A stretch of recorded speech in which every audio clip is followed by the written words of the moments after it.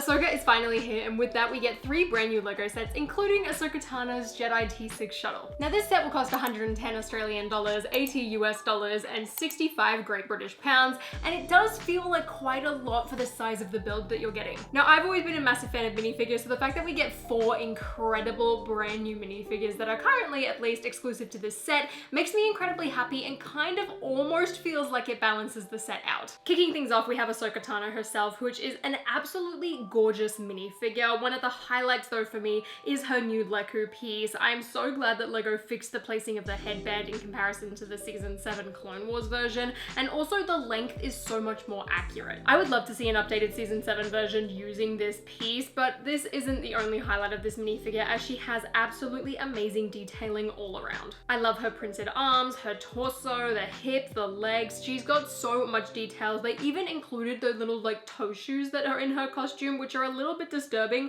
but also incredibly accurate. Ahsoka's head print looks beautiful, and she comes equipped with her 2 lightsabers, which this time actually use the clear transparent bar piece. And overall, I think this is one of the best Ahsoka minifigures that we have ever gotten. Next up, we have Sabine Wren, and literally the only complaint I have about it is that she doesn't have arm printing, which in the scale of complaints is absolutely nothing. Just like Ahsoka, her printing is incredible, and I absolutely love her face print. I am really glad that they went for this newer skin tone that was previously used on minifigures such as Cho Chang, as it is so much more accurate, and her facial expression too, I feel like is spot on. Her hairpiece too, I think is a major upgrade. Granted, her hairstyle is a little bit different, but I just think this is so superior to her previous Rebels versions. That being said though, this hairpiece does feel like a really strange plastic. It's a lot softer and almost feels a little bit slimy compared to other Lego plastics. I'm not entirely sure what happened there though. Next up is Hu Yang, and I have mixed feelings on him. I really like this minifigure to begin with. However, when I was watching the episodes,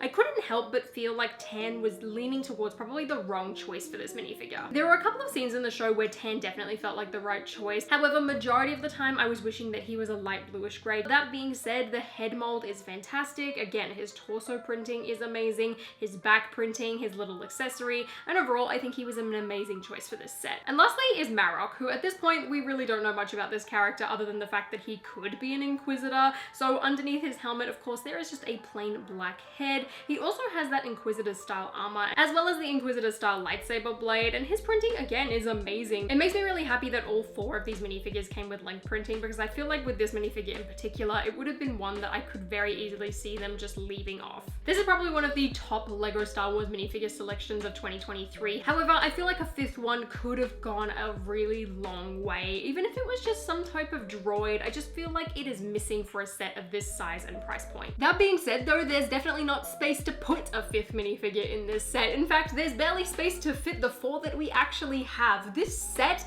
is incredibly tiny. Now overall, I think the design is fantastic, especially from this direction. When you turn it around to the other side, the back of it is quite plain. I would have loved to have seen a couple more dark red plates scattered around here just to make the color scheme a little bit more consistent. I don't expect it to be tiled off or anything, but at least to match the front half, because you can really only kind of fly it in one direction without it looking a bit odd. Besides that, I really like the model. I love the spinning feature and how easily it can rotate. I love that there is storage included, and I love the detailing on the top. It's small, but I think it would still fit on a shelf. The real downside really to it being small is the fact that we're paying quite a lot for this set despite the size. Otherwise, I don't necessarily hate this scaled down version. You can fit one of the minifigures in the cockpit. However, I did notice that Hu Yang doesn't really quite fit, so you've really got to, I guess, have Ahsoka or Sabine kind of piloting this in order for it to be accurate. It's also quite difficult to actually get the minifigure in there properly just because of how kind of hidden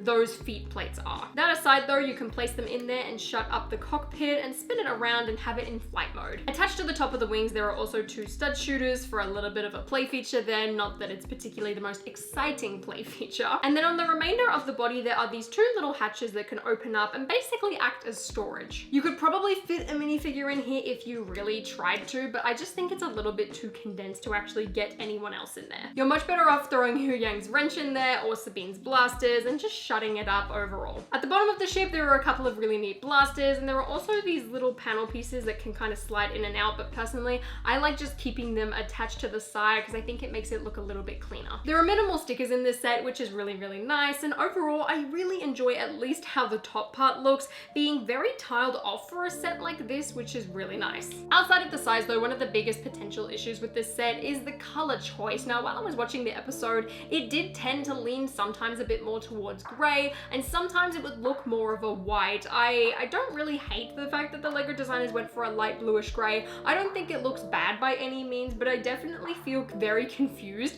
to what color the ship is both in show and just seeing if this actually is accurate. I mean, the design itself is incredible, so there's no real reason to complain too much, but it doesn't look quite right in some scenes, which really does throw me off, especially when looking at this set and looking at the box. Now, despite being quite back heavy, especially when you hold it in its sideways position, you can really see this bottom section drop. It does actually balance pretty well when you put it on a table. It's not going to lean forward, it's not going to tip to the side too easily. It definitely is a little bit fidgety, but for the most part, you're going to be able to put this on a shelf perfectly fine. However, it's also one of those sets, much like the Mandalorian Starfighter, that I would probably go and buy a third-party display stand for, just so that I can prop it up in its flight position and have it look a little bit more interesting on my shelf and on my display. Because besides being a really cool play feature and having things spin around to be able to switch flight modes, I think this would be a much better display option than just having it be very flat, and especially if it's on a higher shelf, you're not really going to see everything just because of how skinny this ship is overall. Despite it feeling a little bit expensive just due to the sheer scale of the build, I think this set holds pretty good value, especially if you're really into minifigures. If you care more about the builds